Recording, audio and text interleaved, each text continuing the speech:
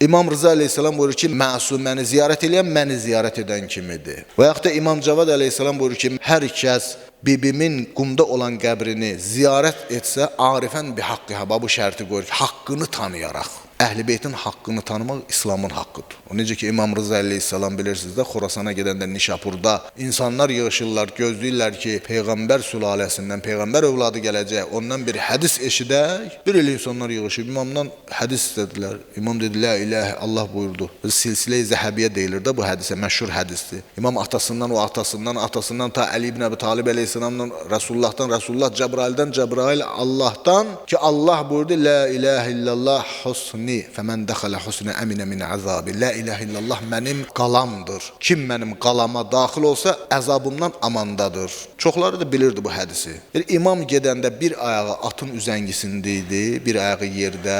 Bu sözdə dedi ardınca. Vələkin bi şərtiha və şurutiha. Yəni məsələ bu qədər bəsit deyil. La ilahə illallah deyəsiz Allahın əzabından qurtulacaqsınız. Yox, bu əməvi İslamıdır. Bu zahir İslam, Resulullahın gətirdiyi İslam deyil. Şərti ilə, şərtlərindən biri də mənəm.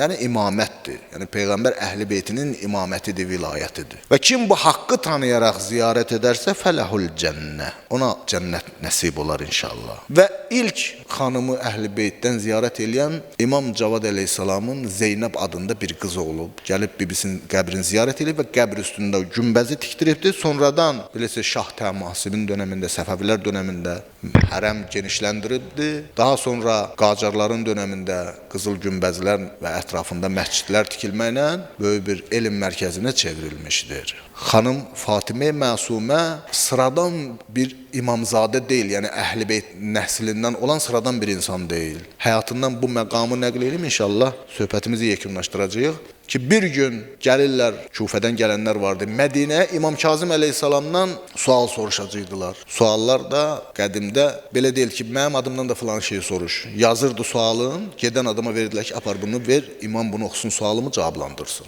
Bir dəstə gəlib, çoxlu da suallar var yanlarında. Gəlirlər, İmam Kazım əleyhissalam Mədinədə deyil, Mədinədən kənardadır. Fatimə Məsumə sualları cavablandırır. Bütün sualların cavablarını yazır. Bunlar da deyirlər ki, imamın qızıdır. Verdiyi cavab doğru cavabdır. Sualları götürüb çıxırlar. Mədinədən çıxanda yolda İmam Kazım əleyhissalamdan qarşılaşırlar. Və hadisəni İmam Kazım əleyhissalama danışırlar. İmam Kazım əleyhissalam sualları alıb cavablara baxır. Görür ki, bütün suallar doğru və dürüst cavab verilib. İmam Kazım əleyhissalam orada 3 dəfə belə deyir. Fidəhə əbuha. Atası ona fəda olsun. Atası ona fəda olsun. Atası ona fəda olsun. Allahdan istəyimiz budur ki, Allah Teala Peyğəmbər və Əhl-i Beytinin bu dünyada ziyarətlərini, axirətdə bizə şəfaətlərini nəsib eləsin inşallah.